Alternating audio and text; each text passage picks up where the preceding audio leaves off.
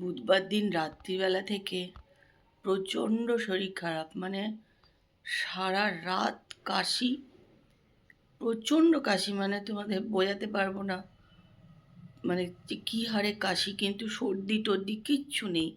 দুম করে মানে সন্ধেবেলা থেকে একটু খুসখুস করে কাশি হচ্ছিল, রাত্রিবেলায় মানে সাংঘাতিক কাশি। আর যখনই কাশি হচ্ছে না, মনে হচ্ছে যে দম আটকে যাচ্ছে একদম, আর দম ফেলতে পারছি না, নিঃশ্বাস নিতে পারছি না। মানে সারা রাত পুরো বসা, একটু একটু করে গরম জল ওই মানে করছি, খাচ্ছি আর বসে আছি, আর বীভৎস কাশি। কালকে তো সারা দিন, বৃহস্পতিবার ছিল কাল, উঠিও নি, খাইও নি, চান না, পুজো না, কিচ্ছু করতে পারিনি, কিচ্ছু না, মানে এত শরীর খারাপ। তা আমি যে ডাক্তারকে দেখাই, ওনাকে কল করে ওষুধটা খাওয়া, কালকে এই 11টা সাড়ে 11টা নাগাদ সকালে ওষুধ খাওয়া শুরু করেছি।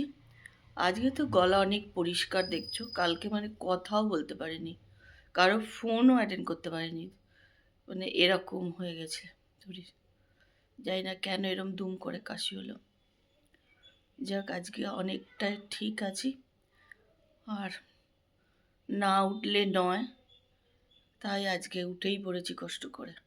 কিন্তু আজকেও শরীর খুবই খারাপ, আজকেও ভোরবেলায় প্রচণ্ড কাশি হয়েছে, তাই ব্লগও করতে পারিনি ঠিকঠাক, দিতেও পারছি না। আজকেও যে কতটা ব্লগ করব, কি করব জানি না। নমস্কার, সবাই কেমন আছো? আশা করি সবাই ভালো আছো। বুধবার দিন রাত থেকে আমার তো ভীষণ শরীর খারাপ, মানে অস্বাভাবিক কাশি, কিন্তু কোনো সর্দি লাগা নেই, ঠান্ডা লাগা নেই, কিচ্ছু না। কী থেকে হলো ঠিক বুঝতে পারলাম না, গলায় কোনো ইনফেকশন হয়ে গেছে নিশ্চয়ই। যাই হোক, বুধবার সারা রাত বসেছিলাম, এত কাশি, একটু শুতে পারিনি।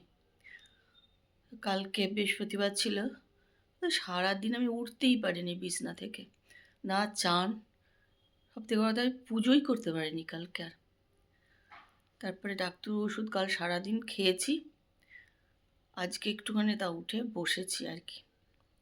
এর শরীর খুবই আজকেও খারাপ, কিন্তু না উঠলে নয়, একা সংসারে খুব অসুবিধা না উঠলে, তা আজ উঠেই পড়েছি।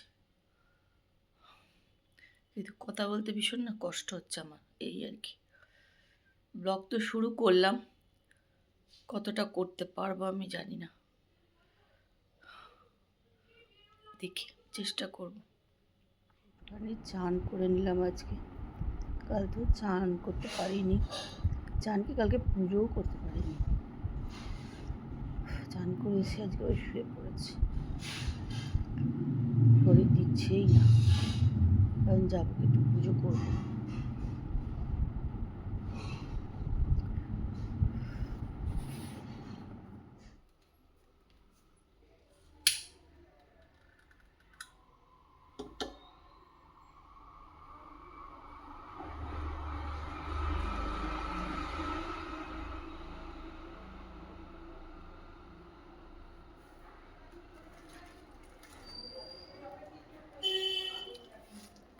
দেখো, এই মোমদানিগুলো নিয়ে এসেছিলাম ওখান থেকে, একটা মিলিটারিদের মানে দোকান,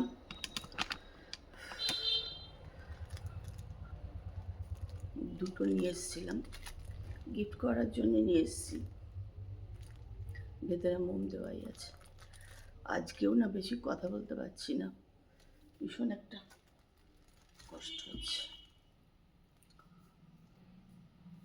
দেখো, দুটো চেয়ার ভর্তি হয়ে গেছে জামা কাপড়ে, কালকেও গোছাতে পারিনি, আজকেও সারাদিন গোছাতে পারিনি। আজকে দেখি যদি পারি করব, নাহলে সব কালকে নিয়ে বসতে হবে।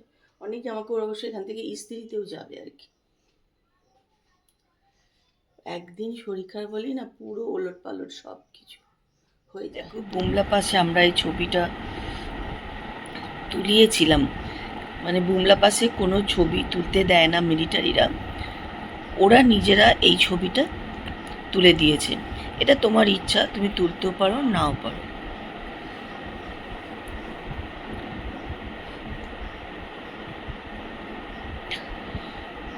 এই ছবিটা ওরা তুলে দিয়েছে এবং 1 ঘন্টার মধ্যে ওরা পুরো রেডি করে এটা বাঁধিয়ে তোমার হাতে দিয়ে দেবে। সবাই তুলেছে, তার কারণ নাহলে বুমলা পাসের কোনো ছবি কারো কাছে কিচ্ছু থাকবে না। ওই জন্য সবাই ওদেরকে দিয়ে ছবি একটা করে তুলিয়ে নিয়েছে। তা আমরাও এই ছবিটা তুলে নিয়েছি।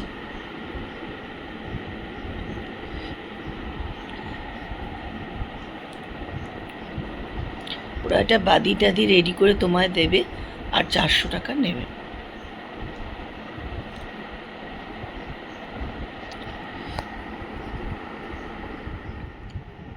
একটুখানি কফি নিয়ে বসলাম। কোনো জিনিসই খেতে ভাল লাগছে না, কিন্তু একটু গরম কোনো খেলে ভাল লাগছে আর কি।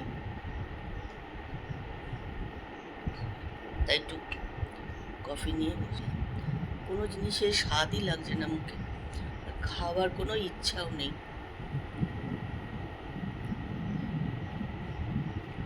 7:30 বাজে।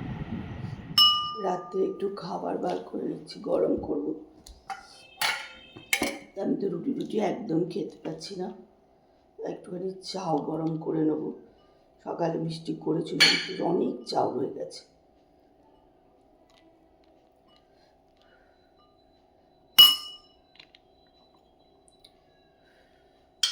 কোনো জিনিসই বেশি খেতেও পাচ্ছি না, গলার জন্য কষ্ট হয়ে যাচ্ছে।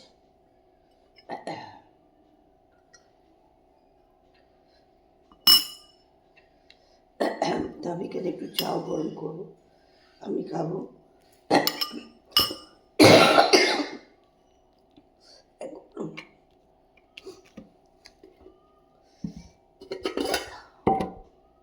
আর এখানে আলু পটল চিংড়ি মাছের তরকারি আছে, তাপসের জন্য গরম করা আছে।